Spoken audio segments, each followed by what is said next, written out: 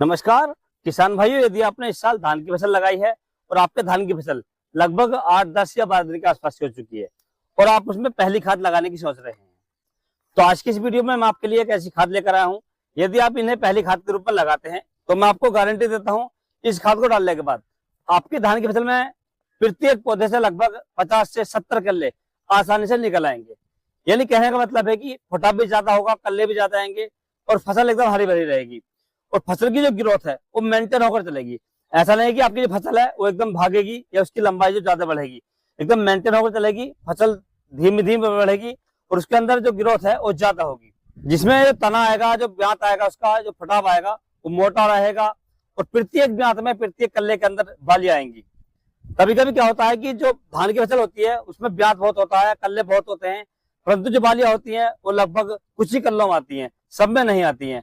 लेकिन आज के इस वीडियो में मैं आपको एक ऐसा फार्मूला बताने वाला हूं जिसमें प्रत्येक कल्ले में बाली आएगी, बाली मजबूत आएगी, दाने लंबे आएंगे और जो आपका धान है उसके अंदर कल्ले और फटाव बहुत अधिक होगा, फसल एकदम हरी भरी रहेगी।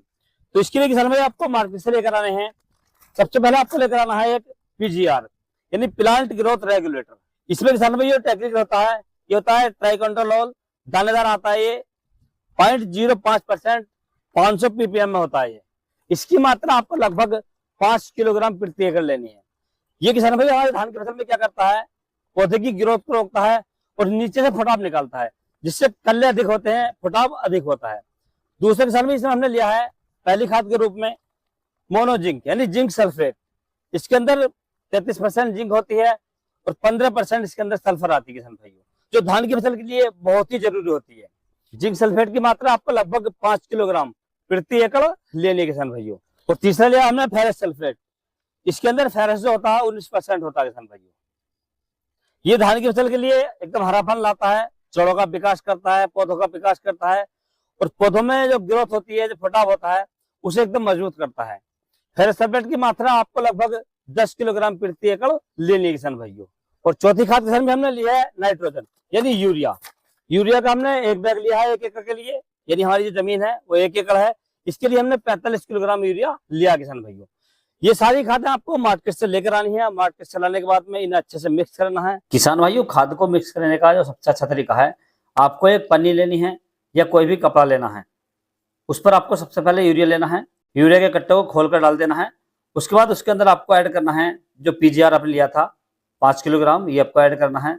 उसके बाद इसमें आपको ऐड करना है फेरस सल्फेट, जो आपने 10 किलोग्राम लिया था, ये फेरस सल्फेट आपको डाल देना है इसके अंदर। और सबसे लास्ट में इसमें आपको ऐड करनी है जिंक सल्फेट, जो आपने जिंक सल्फेट लिया था, ये आपको सबसे बाद में ऐड करनी है। और ऐड करने के बाद में इन्हें सभी को आपको अच्छे से मिलाना है, मिक्स करना है, ताकि ये दवाइयाँ हैं वो अच्छे से मिल जाएं, कोई भी दवाई बची ना रहे, सब बढ़िया तरीके से मिल जाए। और मिक्स करने के बाद आपको इसे अपने धान की फसल में फेंक देना है या बखेर देना है। और बखेरने के बाद अपने खेत की अच्छे से सिंचाई कर देनी है। पानी ज्यादा नहीं भरना है, मात्र 2 से 3 इंच पानी भरना है। बस एक बात का विशेष ध्यान रखना है, जो धान में आपको पहली खाद लगानी है वो लगभग 8, 10 या 12 दिन की अवस्था में लगानी है। ये बहुत ही अच्छा समय होता है धान में पहली खाद डालने का। जब किसान भाई आप अपनी धान की फसल में इस खाद को डाल देंगे, उसके लगभग 8 से 10 दिन के बाद आप देखेंगे आपकी जो धान की फसल है उसमें फुटाव ज्यादा होगा, कल्ले ज्यादा आएंगे और जो धान की फसल है एकदम काली होकर चलेगी, हरी भरी होकर चलेगी, जिससे आगे जाकर आपको अपनी धान की फसल से बढ़िया और रिकॉर्ड उत्पादन मिल पाएगा किसान भाइयों। तो इस प्रकार से किसान भाई आप पहली खाद के रूप में ये धान की फसल में 10 से 12 दिन की अवस्था में पहली खाद लगा सकते हैं और पहली खाद के रूप में इन सभी खादों का प्रयोग कर सकते हैं। यदि किसान भाई आपको किसी अन्य फसल के बारे में कोई जानकारी चाहिए तो आप मुझे कमेंट कर सकते हैं।